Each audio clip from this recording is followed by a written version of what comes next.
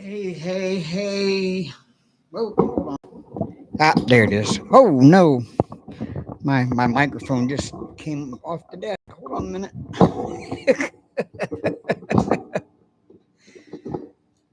Ugh. Oh, it's been a while.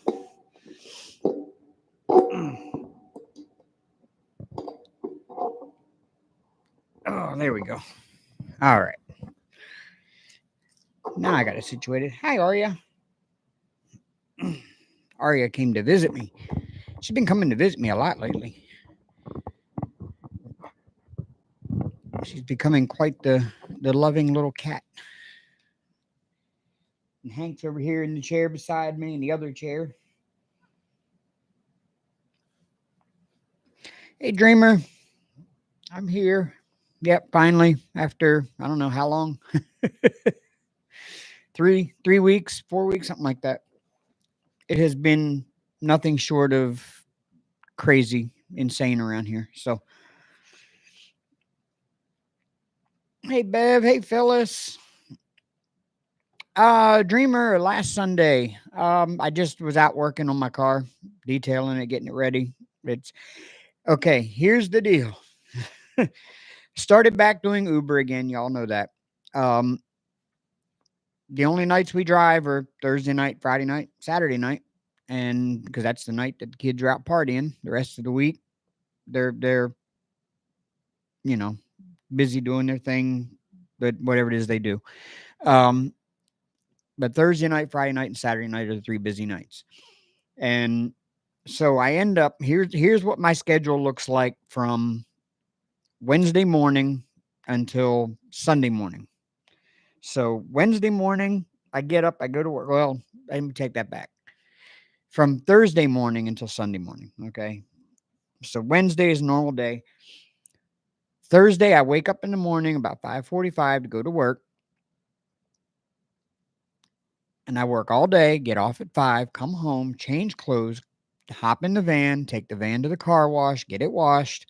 Um, then I've been, okay, ever since I got this van, I've been trying to get all of the detailing done on it needs to get done. The problem is I don't have much time to do it because, by the time I get off work, it's 5 o'clock. I've got a couple hours maybe to get out there and do something. But I just got off work. I'm tired. I just don't feel like it.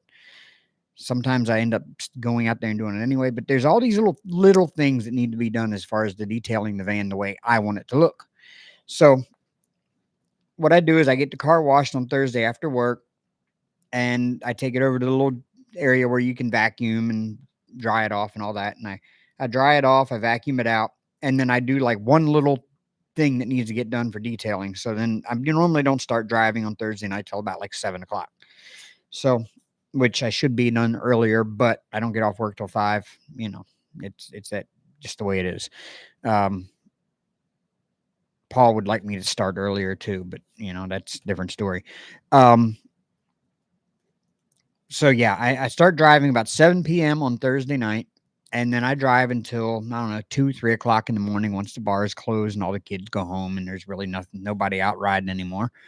I come home and I get I don't know hour and a half of sleep. Got to get back up, go to work for Friday, and I got to be at work earlier on Fridays than normal because we have a Friday morning meeting at 7:30 a.m. Um, which the boss expects us to be there and in our seat by 7:15. So yeah, I've got to get there early on Fridays. So I show up Friday, I go to work, I get off around 5, take the car back to the car wash, vacuum it out, get it washed, the whole works, do one more little detail item that's on the list of things that need to get done. And then I go out and drive Friday night until, I don't know, about 4 o'clock Saturday morning or so I get home. Saturday, I actually maybe get a few hours of sleep, but most of the time, Saturday, that means darties, which are day parties, um, where the frats will have a big party during the day in the front yard and they'll have DJ or a band or something out there. So the kids need rides. So we've got to be there kind of early for that. So it means I have to get up around, 8-ish, 9-ish in the morning, get the car ready and everything, be out there hitting the road by noon or so. And then I drive until, about 3, 4 o'clock Sunday morning. Well, then when I get off Sunday morning, Sunday is really the only day I have to do anything, to get all that extra detailing work done that I want to do on the car or whatever is Sunday. That's it. I got all my errands to run on Sundays, like Walmart trips and this, that, and the other. And then if I have time, work on the car when I get time. Well, that's what happens is I end up running errands. I end up oversleeping. I end up sleeping until about 1 o'clock in the afternoon. And then I end up running to Walmart and Vance Auto Parts, whatever, and trying to get all the things I need. And then by the time I get done, it's already like 5, 6 o'clock. And then it's time for, I'm trying to get some work done on the car. So I end up going out and working on that. And then before you know it, it's, I'm out there with a work light at 1 o'clock in the morning trying to still finish up whatever it was I started at like 5 or 6. That's what happened last Sunday. That's what happened the Sunday before that. It's just Sunday is really the only day now I have to do anything that I'm not at work or trying to relax after a day of work or driving, So that's what happened. I just kind of lost track of time and didn't even think about it, to be honest with you. It just kind of, I had stuff on my mind to do and I totally even forgot about going live, to be honest with you.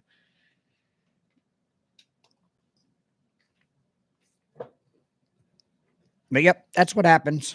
That's my life here. Now, I'm going to say not this coming week. This coming weekend is going to be the last good weekend here in Tuscaloosa. And then graduation happens beginning of May. So the kids are going to be gone and there won't be any more rides to do here. So I have to go to Birmingham on just Friday and Saturday nights. And then so I'll have a little bit more time on my hands after work, Monday through Wednesday to get things, Monday through Thursday to get things done. I'm sorry, Phyllis. I didn't mean it like that. It's just, you know how it is when you're working on something that you've been trying to get to for a while, and it's not something you can just get done really quick, and not something you can really stop in the middle of either. And you get started with it, and you takes a little longer than you think it's going to take, and that's what ended up happening. Not that I forgot about going live. I did remember it. It was like 9 o'clock, and I was like, "Oh, it's 9 o'clock. I should be live right now." It was like one of those things. I was like, but I'm already in the middle of this, and I can't just put this down because by the time I would have put everything away, gotten all the work lights, I'm out here in my parking lot with these giant LED work lights, like 10,000 lumens work lights shining around my van, and I'm in there with my EDM music going with my disco lights inside the van still going, car running, and I'm in there like doing carpets and cleaning seats and that kind of stuff. And yeah, so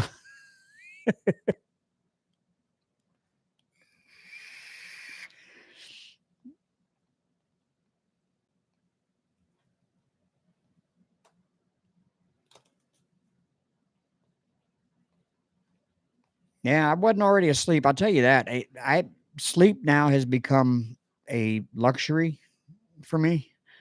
Because like I said, Monday, Tuesday, Wednesday, most of the time I don't feel like going out and working on the van and getting anything done, but I end up doing it anyway. So I drag this big work light out.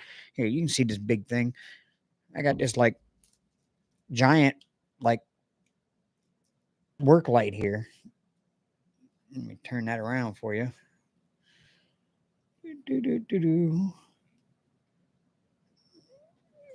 There we go.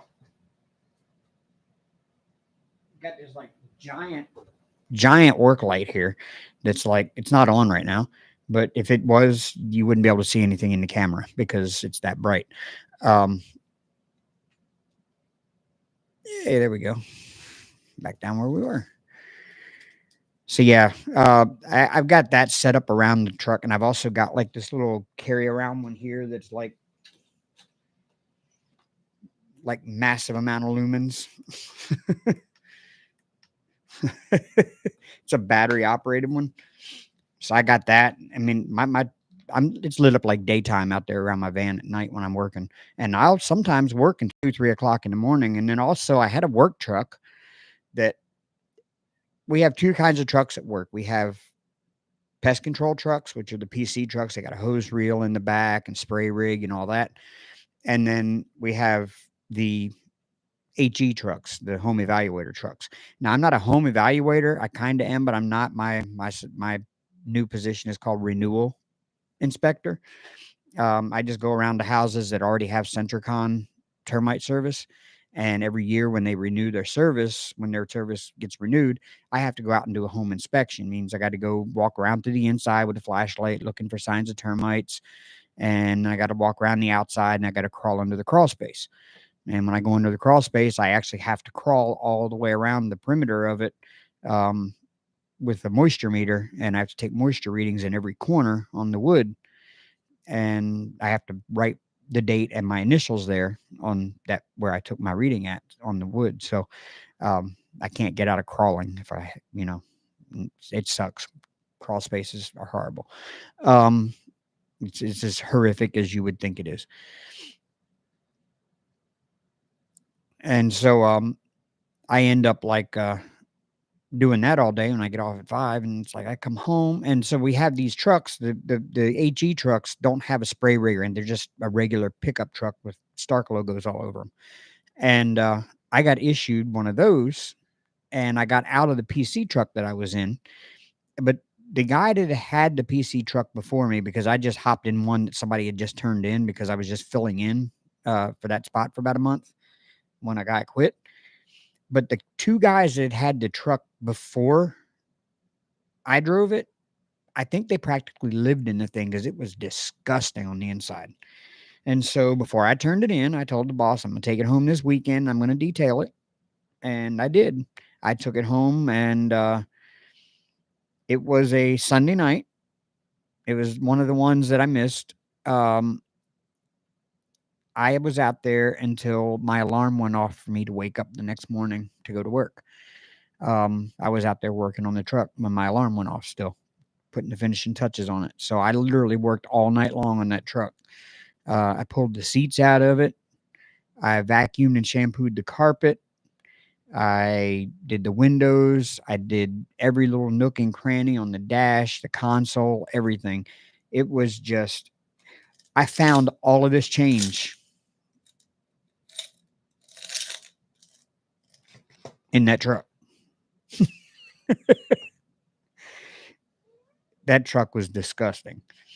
I've even got a pile of pennies out there that I just got done soaking in muriatic acid to get all the black gunk off of them that from where they've been under that seat for quite a long time.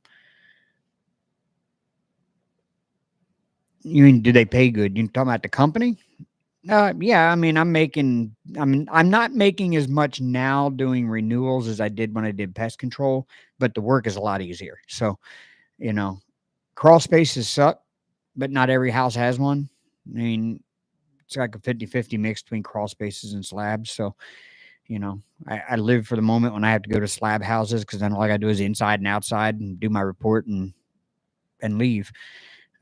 Crawl spaces do suck though. I'm not gonna lie. Getting used to cobwebs. I'm getting used to finding skeletons of dead animals. That kind of thing. It's quite normal now. But I don't know how much longer I'm going to be at this job. I'm going to be 100% honest. I love the job. I love what I do. I love the people I work for. I love the people I work with. We got a great little team there. They're probably one of the closest things to family that I've got on a daily basis. But it's going to be a while. I'm not going to say like, oh, I'm quitting next week or I'm quitting a month from now. No.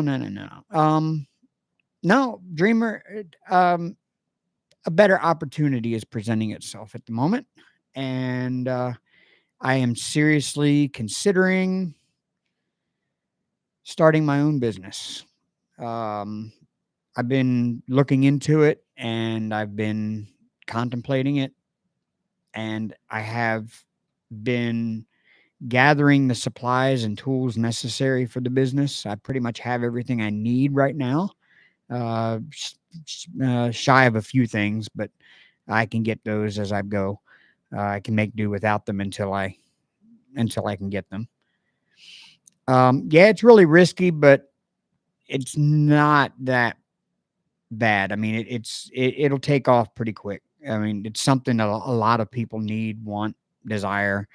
Um, so it's a calculated risk for sure. But I'm going to go into the auto detailing business. Um, Not like Leroy on the corner down here under the awning, feeding his crack habit. Um, I'm talking about legit detailing business, the uniform, the t-shirt, whatever, uh, getting certified on certain coatings, that kind of stuff, to where I have certifications, I have the necessary qualifications and training to offer the services that I do, which I already have the training. I know how to detail cars. I've been doing that since '95. Off and on. I've done it to all my own cars. I did it in 90. No, actually, I did it in 93, 93, 94. I worked in a detail shop in Dover, Delaware, where we brought in used cars that the dealerships had traded, taken as trade-ins, and they want to resell. Our job was to make them look brand new again, and that's what we did. And that's where I learned how to detail, and it's where I cut my teeth. And then I kind of started doing it for friends and family and stuff like that on the side for money. And then it just got to where I just did it for my own car. And then every now and then somebody would ask me to, hey, can you do mine? Yeah, sure, I can do yours. Um, to where now it's like, you know what? I know enough that I can open a business, but some of these like ceramic coatings and stuff that they have out there now that are really high dollar, you have to go to like a training seminar to be certified to apply them. Well, I'm going to be, for the time being, it's going to be just here in Tuscaloosa. I am going to start out mobile, uh, you know, going to people's houses and doing their cars there until I have the customer base and the revenue flow coming through to be able to actually move into a shop with, a garage door and an office and everything. And at that point, I'll probably end up hiring an employee too. And that way I can just run the business and he can do the work. But that'll be down the road a little ways. I have still been looking into buildings and possible buildings for lease to be able to go have a shop to work out of. But I don't know that I'm ready for that step yet. I think I'll just go mobile because I've got everything I've got. I can fit in my van. I take one seat out. I can put my pressure washer in there. I can put all my detail supplies, my chemicals, everything I need to carry with me. And I can do mobile detailing, no problem at all. And then when it comes Thursday, Friday, Saturday, uh, throw that seat back in again, take all the detail stuff out, throw that seat back in again, go do Uber Thursday, Friday, and Saturday nights. You'd have to come to Tuscaloosa, Phyllis. That's where I'm going to be working. It's really easy. If you're coming across the south, just take I-20, and it'll take you straight across like you're going to Atlanta. You're going to go right through the middle of Tuscaloosa. So I'm about, I don't know, let's think. I'm about 7 hours from Monroe, Louisiana, Shreveportish area, like 8 hours from there. So there to Dallas is like another 4. So yeah, I'm about 12 hours from Dallas, 4 hours from Nashville, 4 hours from Memphis, 4 hours from Atlanta, 4 hours from, 5 hours from Biloxi Gulfport. I'm 4 hours from everywhere. This place is like that place in Oh Brother, Where Art Thou? It's a geographical oddity. 2 weeks from everywhere.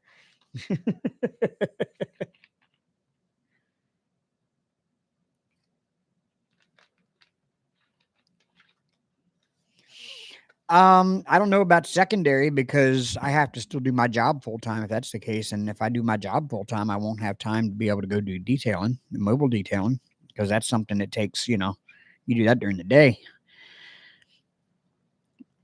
So now when I decide to do it, I'm gonna go all in and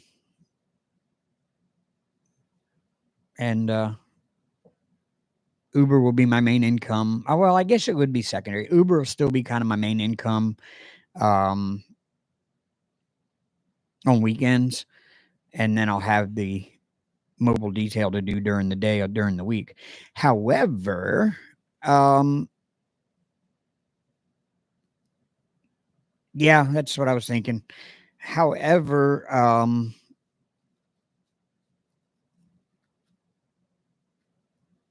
I'm also going to have part of my thing is I'm going to offer, which nobody does.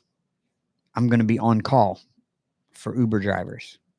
Uber and Lyft drivers in the area will be able to call me if, say, a drunk person pukes in their car. Okay. Because as it is right now, especially if you drive a car that's got carpet and cloth seats, if it's like 10 o'clock at night, drunk kid gets in your car, pukes in your car, guess what? You're done driving for the night. You know, there's nowhere to go get your car clean that time of night. There's nobody gonna, do it. Dave will be on call for Uber and Lyft drivers. And I actually have a place right there that I can advertise right here on Facebook to just about every Uber and Lyft driver in Tuscaloosa and Birmingham. And pretty much all the ones in Birmingham come to Tuscaloosa. So, um, on weekends. So I can advertise right there in our Facebook group that we have and tell them, look, I'm on call. Here's my number. Um, if somebody pukes in your car in the evening instead of being done for the night, give me a call, $75. I'll have you up and running again. You'll be able to get back out there, keep making money. That way you don't have to wait till Monday when a shop is open for it to get it done, I think that's a great idea. Yeah, it's a niche market for sure, but it's one that actually there's a need for, and I can still do Uber. It's just if they call me, I stop the Uber. I always keep my chemicals and my brushes and stuff like that in the back of the car. All I need to do is meet them somewhere where they got a hose they can use, and I can clean their car up for them. You know, maybe have them meet me here at my apartment, which is really close to campus anyway. And I've got my pressure washer here. I can go out here. I can hook it up to the hose. I can take it out there. I can do their floor mats, whatever. I got vacuums that I can use here at the house. My wet dry vac and everything is here. So I could just have them meet me here. I could take care of it for them, $75. They're back on the road.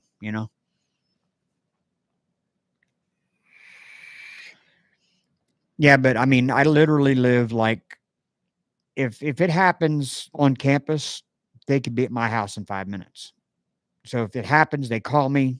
I tell them head over here. I give them my address from the main party area and most of the living area where all this. It's 5 minutes max to my house. So I mean, it wouldn't soak into much.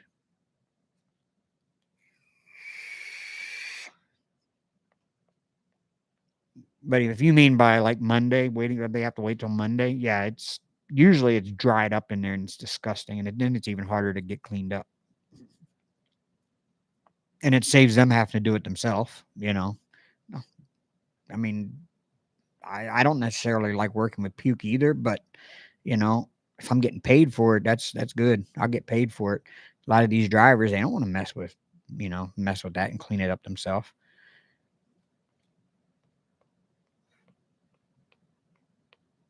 But I will not be a cheap detailer either. I'm gonna tell you that. I'm not gonna be super expensive like the only other detail shop in town. The other next shop in town is offering.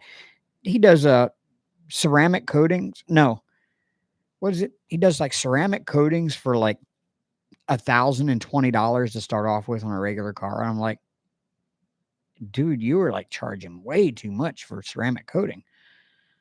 I mean, it's not that in it's not that labor intensive to do one. I mean, you just have to wash the car, clay the car, dry it, panel prep with some spray, and then lay down the coating. And the coating isn't that hard to do. You just use a little, a little pad with like 5 drops of it on it, and you just wipe it on the car slowly, and then you let it dry for a minute or two, and then you level it with a microfiber towel, and you've got this beautiful ceramic coating on your car. This guy's wanting $1,000 for a car, and it goes higher than that for like trucks and other bigger thing. I'm like, man, he's charging a little too much for that, but then he's only charging like 650, starting at 650 for paint correction. And I'm like, paint correction is the one that should be the more expensive one, or the same price as a ceramic coating. I would say more expensive because that's more work.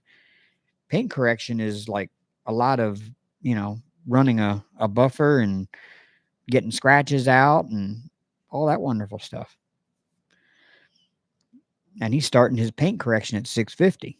That's what I would do a ceramic coat for, is 650, because the ceramic coat, most of the time, the pro stuff costs around $300, and that's enough to do 2 or 3 cars with. So, the time and everything put into it as well, 650 is pretty good price for a ceramic coat.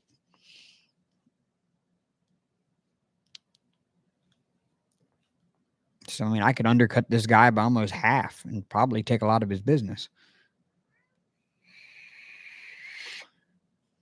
I'm not going to lie. He does beautiful work, though. I've seen his work. He does absolutely stunning work on cars, but not $1,020 worth.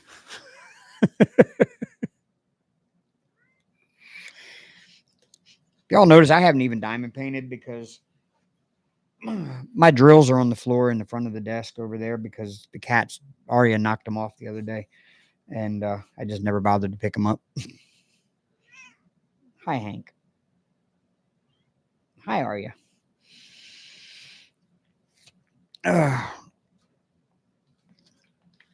So yeah, that's my plan. That's what I'm planning. In fact, just before I went live, I finished making my logo. I will show you all my logo. Let me take a look here.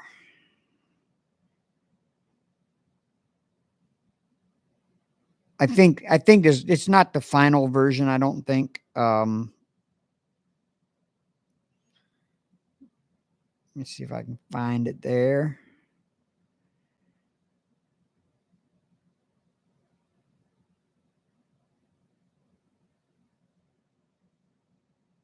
Oh, come on. My phone is being slow to load.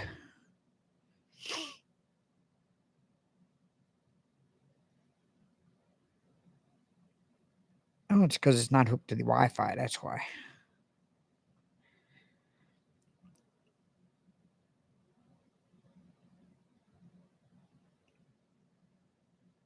Oh, come on now. There it is.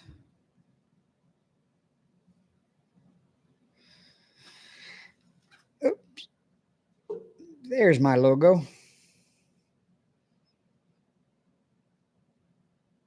And my broke phone screen.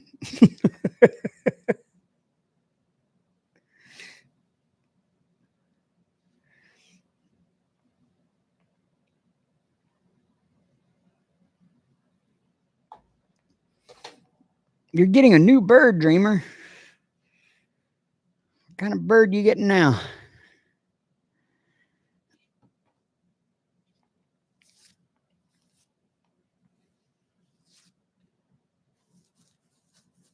I don't even know where I left off on this thing.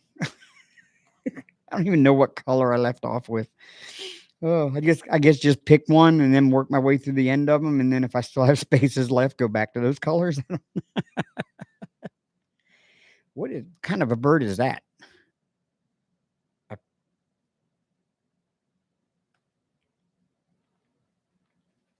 I've never heard of a quirker.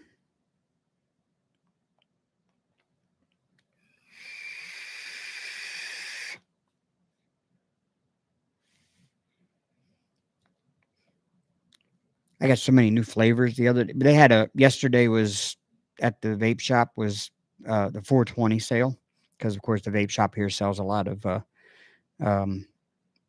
pipes and bongs and other types of, you know, wacky weed paraphernalia. And so they have a big 420 sale. And of course, all their vape juices were on sale. So they were all half off. So I picked up a bunch. I got cake batter and some coffee and some grape bubble gum. And this is one of my favorite flavors of all time is they're like golden graham cereal is what it tastes like. It's so good. This one is a can't remember what is it. Oh, Rainbow Road. It's like it says it's citrus and berries and cream, but I don't taste the citrus part, but I taste the berries and cream part. This is strawberry and cream, and that's cake batter, coffee, if that isn't quite obvious, and then my purple bubble gum. But now the purple bubble gum, I put that in. I did a tank of that last night, and then when that tank emptied, I put coffee in there, and I'm gonna tell you now, until the flavor of the purple kind of works its way out of the coils, the coffee mixed with it tastes just like weed. It is. It's like it tastes just like it. Ugh, I hate that taste. Oh, a Quaker. Okay. Why is it illegal in other states? Why is it illegal to keep a bird in some states but not others?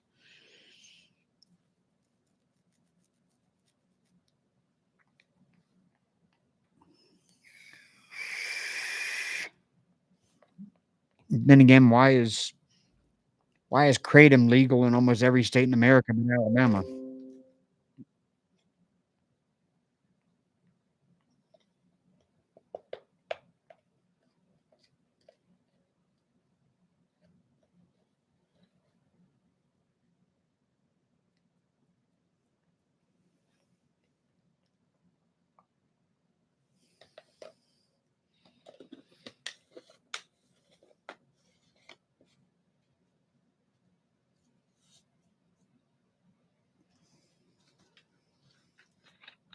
Mm.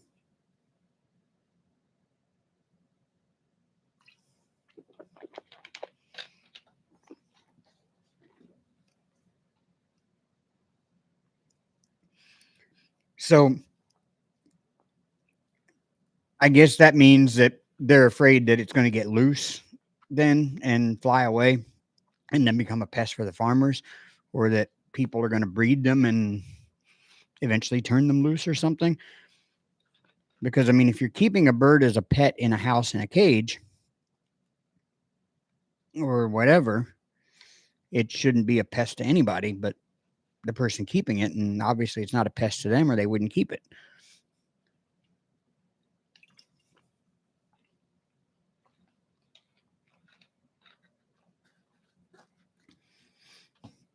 At least that's the way I look at it. I mean, I don't know. I'm a bit different than most people. I mean, I can understand if somebody was breeding them to populate them in the wild, then yeah, it would be a pest. Or if it was something you were keeping outside. But if it's just a single bird, why in the world would they make it illegal for you to keep a single bird in the house? Oh, yeah, but don't they have to find another one just like them? I mean, it's not like that that bird can go out and mate with a sparrow or a blackbird or a crow or something. I mean, it would have to mate with another bird just like it. And what are the chances that it's going to find another of its own kind out there? As lawmakers don't think about stuff the way we do.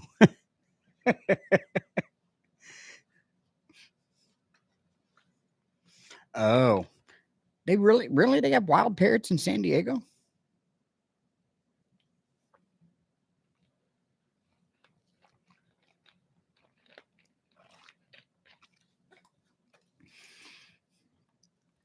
I lived in San Diego for almost a year. I never realized they have wild parrots there. Learn something new every day.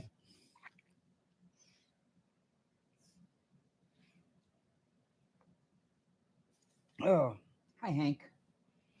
Hank is just being so good. He's just sitting here in the chair next to me, just like being so good.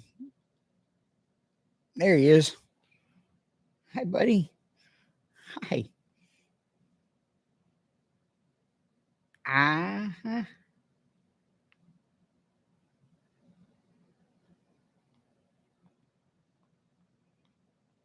Say hi. Yeah.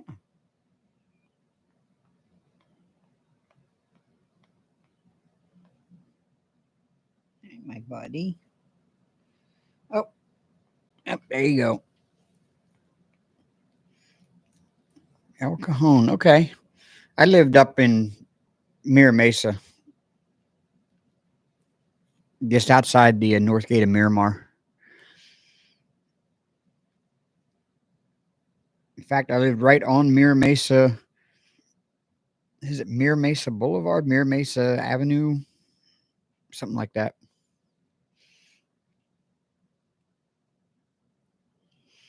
If you went out the north gate of base and you crossed straight over and you went past the Porsche and Land Rover dealership, I think it was Porsche and Land Rover.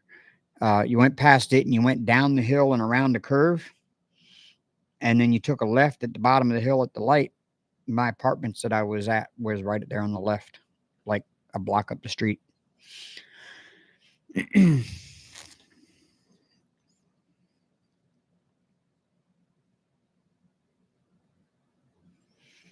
If I'd have gone out the left, if I'd have gone out the north gate of base and making a left, it would take me to La Jolla. I knew that.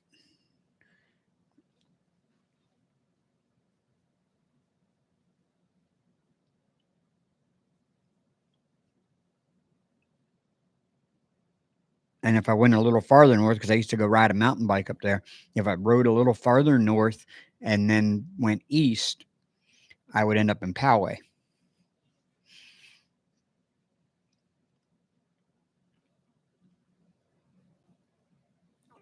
Hop back down there in your chair, buddy.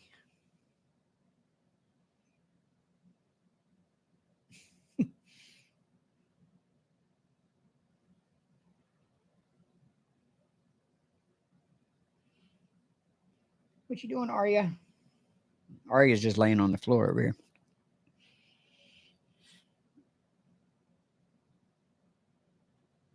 Yeah, let's get all the fur. Look at all the fur coming off of you.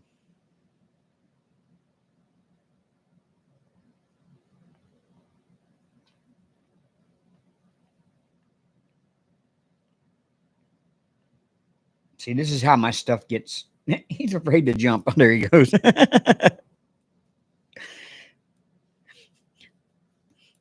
That's how the stuff gets knocked off my desk. Hank jumps up there, and then the whole like light pad will move, and it knocked the.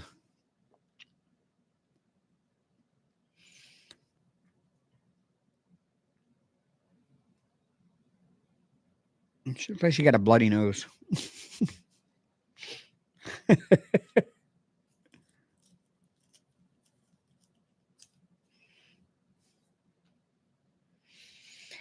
um, excuse me, Mr. Hank. Hi. Yeah, go ahead, rub on my hat. Yeah, and okay.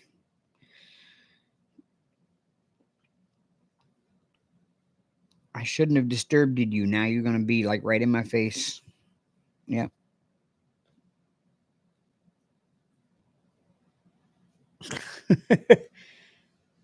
It's not time for nothing. Not yet.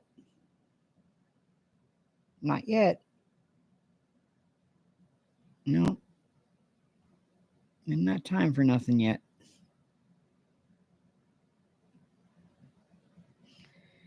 Which matter, Arya? She over here looking at me like she mad because Hank's getting attention and she's not.